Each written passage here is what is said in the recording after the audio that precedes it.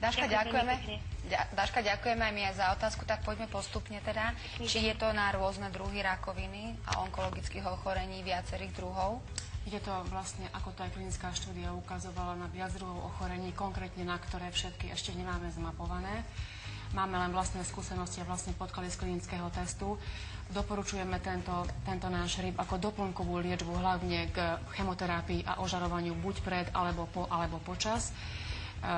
Dávka je individuálna, záleží vždy od toho, koľko má pacient, akú má hmotnosť, ako sa cíti, aké má výsledky. To je vlastne predmetom ďalšej konzultácie, vlastne ako navrhujeme to dávkovanie. A teraz tu sedíte obidva, sa tak usmievate a my sme sa bavili aj v zákulisí, lebo nepoznám rodinu, v ktorej by nemali onkologického pacienta alebo pacientku, že naozaj je to ochorenie, ktoré je veľmi, veľmi rozšírené a naháňa mnohým strach. A vy ste boli takí milí, lebo v zákulisí ste hovorili, že áno, aj hríb je dobrý všetko, ale dôležitá je dobrá nálada a dôležité je pozitívne naladenie. Je to aj vaša skúsenosť, Vojtech? Samozrejme. Optimizmus. Áno, veriť. Veriť, to je 70%. 70%. Samozrejme, že človek ďakuje aj tým lekárom, ktorí ma kooperovali, ktorí pristúpili k tej dielo, keď sa to dá hovoriť, že som tu, lebo nebolo to jednoduché. Absolútne nebolo jednoduché. Určite.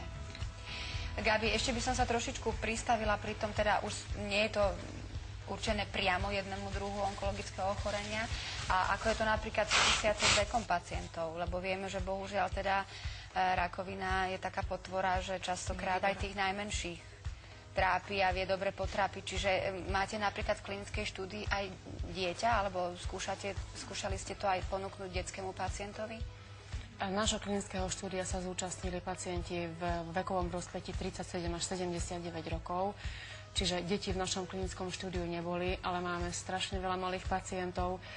Ich rodičia pravidelne s nami konzultujú tie ich výsledky a môžem vám povedať, že liečebné úspechy alebo ten postup toho liečenia je skoro taký istý ako u dospelého človeka, v niektorých prípadoch ešte lepší, pretože ten mladý organizmus je predsa ešte nie taký opotrebovaný ako v ten Gabi, starší. a keď si tak zoberiete taký ten prierez tou štúdiou, lebo v podstate samozrejme, že my sa rozprávame o pozitívach, aj preto sme tu a Vojtech je toho dôkazom, ale reagovali každý pacient rovnako, alebo teda boli aj niektorí, ktorí lepšie, niektorí, ktorí horšie zareagovali? A ak horšie, tak prečo?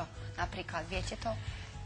Mali sme jeden prípad, keď sme museli vlastne prestať s dávkovaním tohto podkovičníka kvôli tomu zdravotnému stavu pacientov. Nechcela by som sa o tom teraz podrobnejšie rozoberať, ale zušľachťovanie alebo vstrebávanie tých polysacharidov je vždy také trošku individuálne. Záleží od toho, na akom stupni alebo v akom stupni ten imunitný systém, ako ho vie vlastne zužitkovať ten organizmus. Ale dá sa povedať, že všetci pacienti, môžem vyhlásiť, že 95% pacientov, ktorí užívali tento podkovičník dvojito v tom klinickom štúdiu, všetci sa cítili podstatne lepšie, čiže u každého boli merateľné, podstatné liečebné výsledky. Ja by som, pani Gabriela, predtým, ako pôjdete do poradne, čím chceme aj vyzvať divákov, nech sa páči, môžu sa pýtať na čokoľvek, čo ich zaujímalo ohľadne tejto huby. Ja by som chcela vedieť, ak sa to dá laicky vysvetliť, že čo vlastne tá huba robí, to, čo nedokážu možno všetky tie ostatné lieky, ak sa to dá, vy tu spomínate nejaké polysacharidy.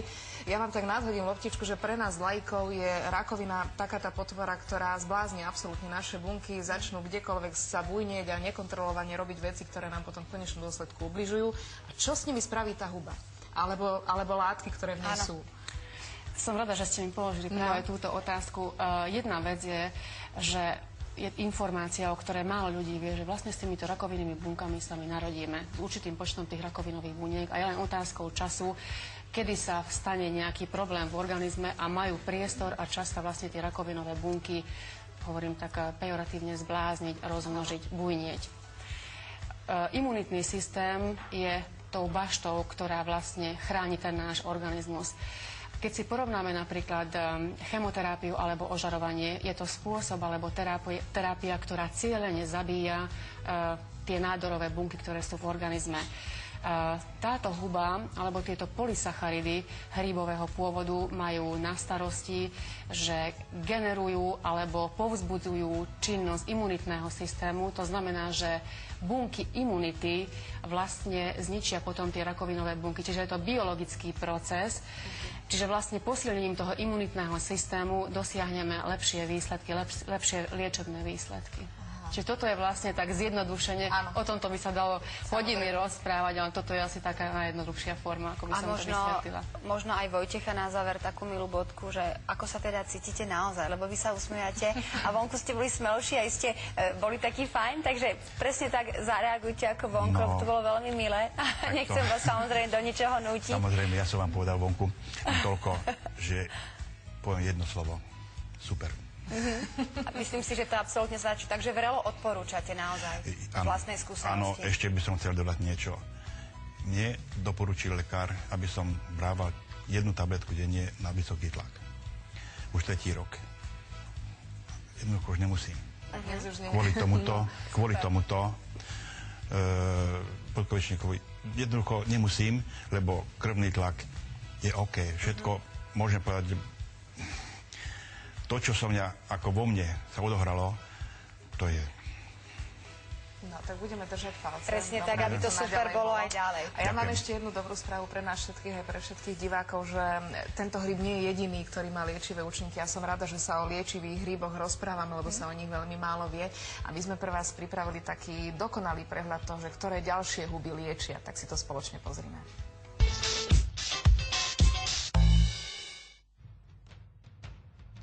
Vyprážané, sušené alebo zavárané, vo veľa prípadoch však aj liečivé. Niektoré huby svojimi zázračnými schopnosťami dokážu prekvapiť aj lekárov 21.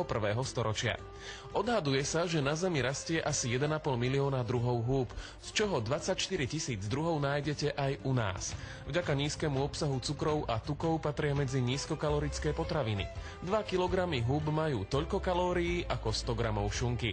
Huby obsahujú množstvo minerálov, mnohé významné stopové prvky a vitamíny skupiny B a v čerstvých aj vitamín C. Obľúbené šampiňóny lúčne sú nielen chutné, ale rovnako liečivé. Dokážu spomaliť rast zubných nádorov v tkanivách, priaznivo pôsobia na krvný tlak a zmierňujú prejavy dny. Podpňovka zlepšuje zásobovanie srdca a mozgu kyslíkom, pôsobí antibakteriálne, zabíja pôvodcov chrípky, zápalu pľúc a zápalu mozgových blán. Hnojník obyčajný si začali lekári všímať najmä vďaka jeho schopnosti zastaviť bujnenie rakovinových buniek. Takisto sa významne podieľa na znížení cukru v krvi, ale aj krvného tlaku.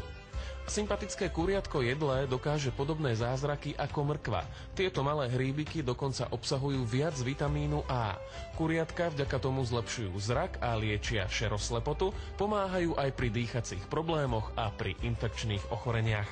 Hliva ustricová blahodárne pôsobí nielen na naše chuťové poháriky, ale aj na zdravie. Zaujímavé je, že jej zázračná liečivá látka, beta-glukán, sa nezničí ani varením, ani pražením.